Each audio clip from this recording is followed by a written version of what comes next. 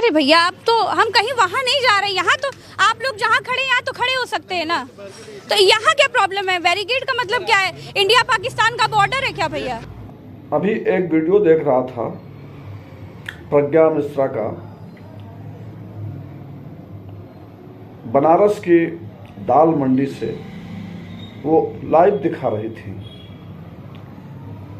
दाल मंडी को जिस तरह ढाया जा रहा था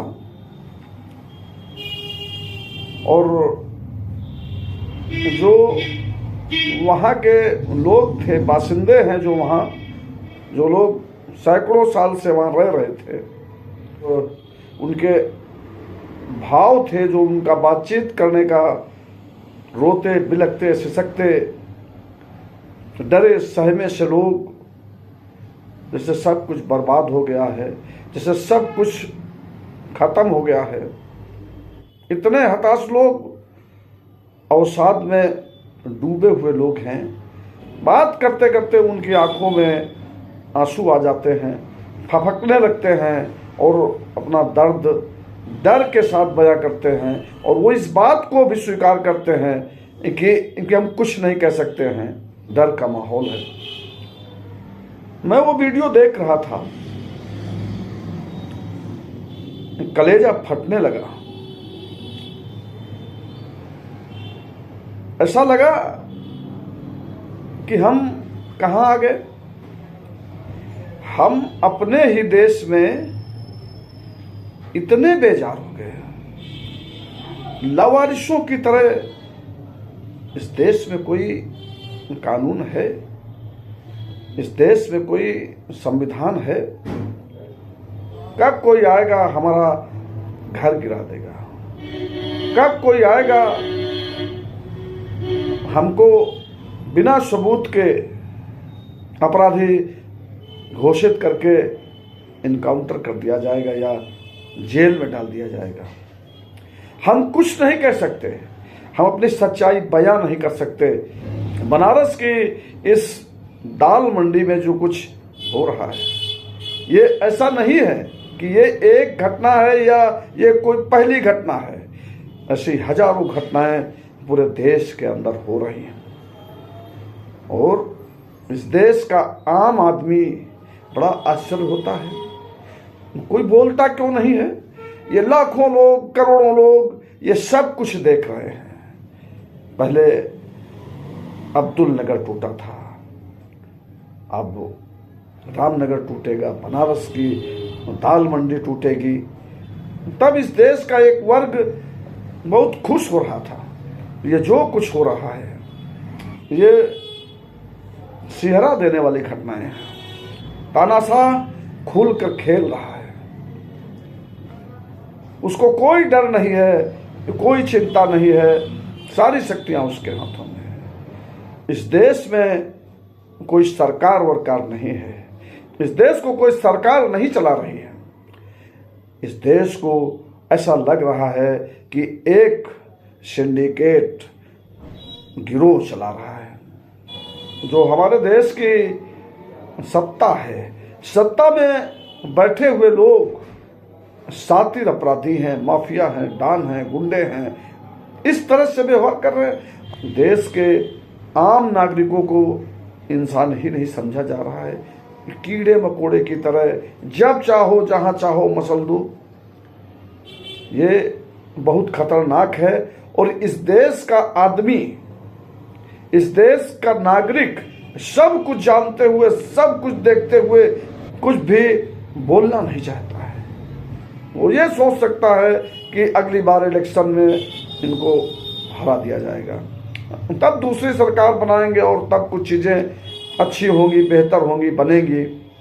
लेकिन ऐसा कुछ होने नहीं जा रहा है। ये आप लोग बार बार देख रहे हैं, ये बार बार बेईमानी करके, वोट चोरी करके और तमाम तरह से आयोग से, चुनाव आयोग से, ये लोकतांत्रिक जितनी संस्थाएं थीं वो सबको इन्होंने लूट लिया है। सारी संस्थाओं पर पूरी तरह अपना कब्जा करके रखा हुआ है, और जो इनके खिलाफ सत्ता में या देश के अंदर या स्थापित राजनीतिक दलों के लोग जो बोलते हैं, उन सब को ठिकाने लगा दिया जा रहा है।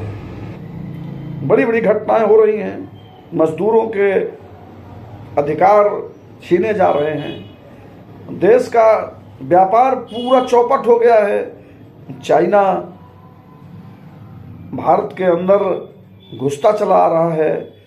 अमेरिका का जो व्यवहार है तो कुछ ऐसा है कि हमारे देश का जैसे ट्रंप ही प्रधानमंत्री, राष्ट्रपति सब कुछ है, वो आदेशित करता है, वो जो चाहता है वो हमारे देश में हो रहा है। तो क्या हमारे देश की सत्ता में बैठे हुए हुक्मरान, हमारे देश का प्रधानमंत्री, हमारे देश के जितने मंत्री या मान लीजिए ये पूरी सरकार जो है, क्या ये अमेरिका के हाथों बिके हुए लोग हैं? हमारे देश की संप्रभुता, स्वाधीनता, स्वतंत्रता के कोई मायने नहीं रह गए। आज जब हमारे देश में गांधी को गाली दी जाती है, नेहरू को गाली दी जाती है, हमारे जो भी महानायक थे उनको जब सत्ता में बैठे हुए लोग गाली देते हैं, उनको गाली देते हैं जिन्होंने इस देश को आज़ादी के बाद, जब हमारा देश बहुत जर्जर था, बिल्कुल कुछ नहीं था इस देश में, तो आज जिस स्थिति में देश खड़ा है आज़ादी के बाद, किस किस तरह से इस देश को गढ़ा लोगों ने, आज आप उनको गाली देंगे? उनका इतिहास बिल्कुल खत्म कर देना चाहते हैं? ये सारा कुछ हो रहा है। जब गांधी को गाली दी गई, जब इंदिरा को गाली दी गई, जवाहरलाल नेहरू को गाली दी गई, और जब ये कहा गया कि 70 साल में इस देश में क्या हुआ, कुछ नहीं हुआ, और यहाँ तक कहा गया कि देश आज़ाद ही सन 2014 में हुआ, तब इस देश के आम आदमी को बोलना चाहिए था। लेकिन एक बड़े आश्चर्य की बात है कि ये देश जो हमेशा लड़ता रहा है, इस देश का आम नागरिक, अरे किस बात का डर है? मौत का डर है, वो तो एक दिन आनी है, वो तो आएगी ही। सच बोलिए, ये वो देश है जिस देश में आज़ादी हासिल करने के लिए, सच बोलने के लिए, ईमानदारी के लिए, इंसानियत के लिए, मानवता के लिए, आदर्शों के लिए लाखों लोग शहीद हो गए, फांसी के फंदे पर झूल गए, आजीवन काला पानी की सजा भुगती। ये वो देश है, ये देश डरे हुए नागरिकों का देश हो गया।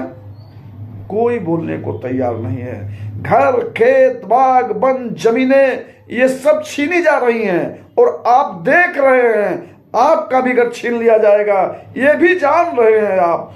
और सत्ता में बैठे हुए हुक्मरान नहीं, तानाशाह पूरा खुल के खेल रहे हैं। और अब पूरा देश, अभी तक तो वो बरगला ले जा रहे थे लोगों को जो भी था समझा ले जा रहे थे।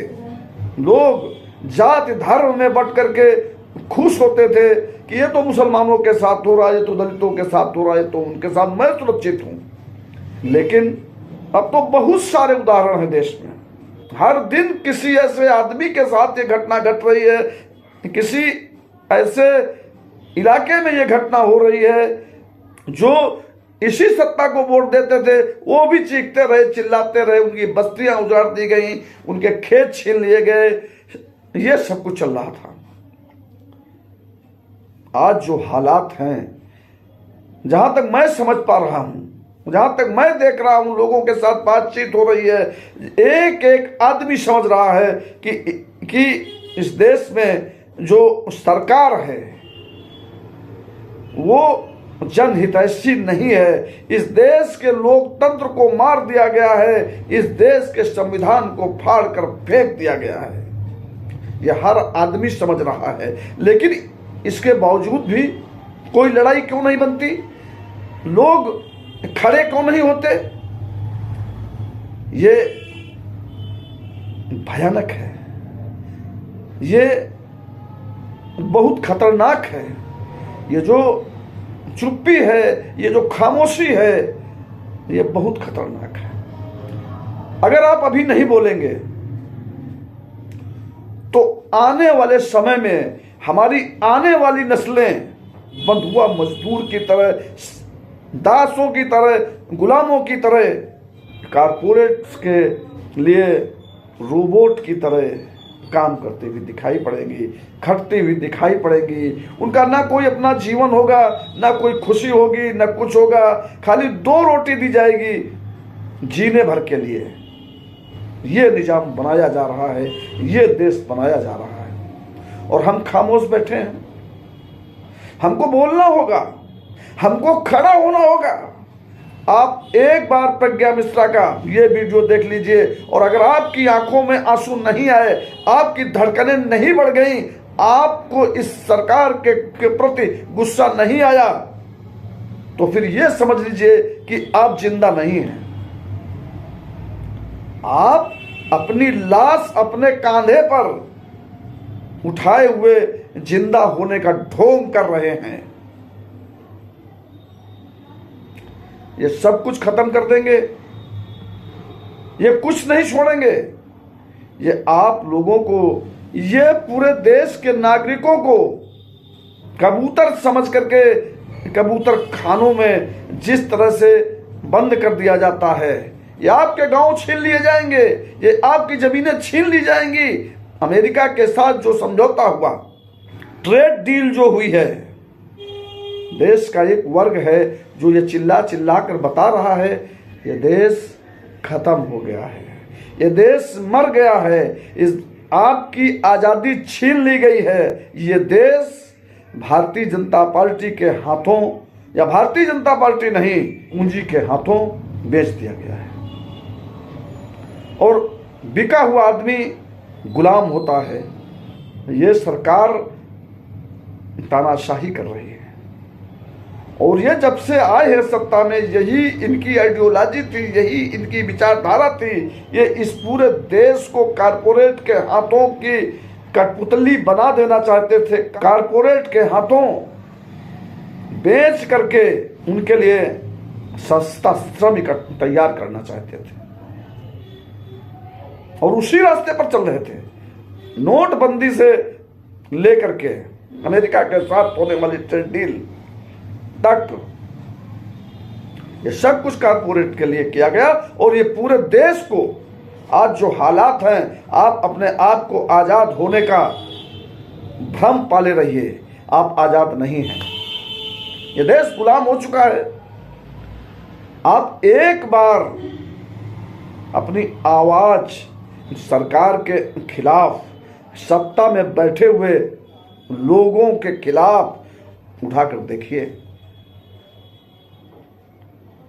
आपको एहसास हो जाएगा कि आपकी आजादी कहां है, आप कितने आजाद हैं। जब तक झूठा भ्रम पाले हुए आप बैठे हुए हैं कि हम आजाद हैं, आपने अपने दिमाग में एक सुरक्षा घेरा बना लिया है कि हम इससे बोलेंगे नहीं, हम अपने रास्ते चले जाएंगे, चुपचाप अपने रास्ते चले जाएंगे, जो मिल जाएगा वो खा लेंगे और अगर नहीं मिलेगा तो नहीं खाएंगे। बच्चे शिक्षा हासिल कर पाएंगे तो हासिल करेंगे और अगर नहीं हासिल कर पाएंगे तो नहीं करेंगे। स्कूल रहेंगे तो हम अपने बच्चों को स्कूल भेजेंगे और स्कूल बंद हो जाएंगे तो हम अपने बच्चों को अनपढ़ बना देंगे। ये जब तक सोच रखे हुए हैं आप, तभी तक आप आजाद हैं, तभी तो आपको ये एहसास हो रहा है कि आप आजाद हैं। आप अपने आसपास देखिए, नजर दौड़ाइए, हर आंख में आपको डर दिखाई पड़ेगा, हर आंख में आपको दर्द दिखाई पड़ेगा। ये भी नहीं दिखाई पड़ता अगर आपको, तो ये वीडियो जरूर देखिए। अभी एक स्टोरी की थी हमने, लखनऊ का अकबर नगर जिस दिन ढाया गया, उस दिन भी मैंने कहा था कि सब कुछ लूट लिया जाएगा, सबका लूट लिया जाएगा। तो कुछ लोग कह रहे थे कि ये एक धर्म के साथ होगा और उस धर्म के प्रति एक पूरा मानस बनाया गया है, काल्पनिक एक आभासी दुनिया बनाई गई है, उनको खलनायक बना करके इसी सरकार ने पेश किया है। अपराधी और आतंकी हर जाति में होते हैं, हर धर्म में होते हैं। उसके लिए कोई पूरा धर्म, पूरा समाज जिम्मेदार नहीं होता, लेकिन एक आभासी दुनिया बनाई गई है कि आप किसी से बात करिए वो बता देता है, अरे आप अकबर नगर की बात कर रहे हैं। लेकिन आज बनारस की दाल मंडी ढाई जा रही है, कल रामनगर ढाया गया था, इसके पहले शिवनगर ढाया गया था। ये तमाम नगर ढाए जा रहे हैं और कब्जे पर कब्जा किया जा रहा है। जिसने भी आजादी की बात कर दी, जिसने लोकतंत्र की बात की, जिसने संविधान की बात की, उसका काम खत्म, क्योंकि वो अकेला है, वो अकेला खड़ा है। इस देश का जो आम नागरिक है, जो आम जनता है, वो खड़ी नहीं होना चाहती है। और एक चीज जान लीजिए, देश में जनता जनार्दन होती है और जनता जागरूक नहीं है। अगर जनता अपने अधिकारों के लिए अगर खड़ी नहीं होगी, लड़ेगी नहीं, तो ऐसे ही बुद्धिजीवी, आगे चलने वाले, क्रांतिकारी विचारों वाले और आजादी के लिए, आदर्शों के लिए, देश के लिए खड़े होने वाले लोगों की हत्या होती रहेगी, मारे जाते रहेंगे, जेलों में सड़ते रहेंगे। इस देश में बहुत सारे लोग आपके हिस्से की लड़ाई लड़ रहे हैं और उनके साथ सरकार जो सलूक कर रही है वो आप सारे लोग देख रहे हैं। सैकड़ों लोग इस देश की जेलों में बंद हैं, वो डरे नहीं, वो आपके हिस्से की पूरी लड़ाई लड़ रहे थे और आप खामोश बैठे थे। अगर आप सारे लोग खड़े हो जाते तो हम वो लड़ाई जीत लेते, लेकिन आज भी लोग लड़ रहे हैं। सोनम वांगचुक जैसे पर्यावरणविद और वैज्ञानिक, क्या अपराध है उनका? वो आपके लिए ऑक्सीजन बचाने की बात कर रहे थे, वो आपके लिए पर्यावरण बचाने की बात कर रहे थे, वो आपके लिए इस देश को बचाने की बात कर रहे थे, वो आपके लिए लड़ रहे थे, लेकिन कोई नहीं खड़ा हुआ। इतने दिन हो गए, उस आदमी पर NSA लगा दिया गया है। ऐसे ही बहुत सारे लोग हैं, प्रज्ञा मिश्रा जैसी प्रतिष्ठित और ईमानदार पत्रकार, सच का आईना, जिसको लगभग पूरा हिंदुस्तान पहचानता है, वो अपनी बेबाकी के लिए, अपनी सच्ची पत्रकारिता के लिए देश भर में जानी जाती हैं। नाम से ही नहीं, सिर्फ चेहरे से लोग पहचानते हैं। और आज जब वो दाल मंडी में लाइव कर रही थी, स्टोरी कर रही थी, वहां का सच सामने ला रही थी, तो जो वहां पे अधिकारी थे, जो वहां पे सुरक्षाकर्मी थे, जो वहां पुलिस थी, उनका जिस तरह का व्यवहार था, ऐसा व्यवहार लोकतंत्र में पुलिस नहीं करती है। यह सबसे बड़ा, यह सबसे खतरनाक संदेश है कि एक पत्रकार के साथ, एक जर्नलिस्ट के साथ, जो सच का आईना है और पूरे देश में लोकप्रिय है, उसके साथ पुलिस जब ऐसा बर्ताव कर सकती है, और मैं कुछ नहीं कह रहा हूं, ना प्रज्ञा मिश्रा ने कुछ कहा है ऐसा, जो मैंने अपनी आंखों से वीडियो में देखा है, और रोते हुए नागरिकों को, हपकते हुए, डरे हुए, हताश, बिल्कुल निराश लोगों को देखा है। ये कौन सा देश बना दिया हमने? हमें मर जाना है, डर कर मरना है, बुलडोजर से डर कर मरना है। न्याय की कहीं से कोई उम्मीद नहीं है और हमारा सब कुछ छीन लिया जाना है और हमको खड़े खड़े देखते रहना है। तो थू है तुम लोगों पर, धिक्कार है तुम लोगों पर। अभी वक्त है खड़े होने का, अभी वक्त है, लेकिन बहुत कम वक्त है। लड़ाई लंबी हो जाएगी। कुछ दिन और अगर हम नहीं बोले, कुछ दिन और अगर हम सच्चाई ईमानदारी के लिए, लोकतंत्र के लिए, इस देश को बचाने के लिए खड़े नहीं हुए, तो अब तो ये लगने लगा है कि ये देश अमेरिका का उपनिवेश बन गया। देखिए इस वीडियो को, ये प्रज्ञा मिश्रा का वीडियो देखिए। बनारस की दाल मंडी में जो कुछ चल रहा है और वहां की जो हालात है देखिए और उसको महसूस करिए। अगर आपका कलेजा नहीं फटता है, दिल नहीं रोता है, तो ये मान लीजिए कि आप जिंदा ही नहीं हैं। जिंदा होने का ढोंग है, भ्रम है।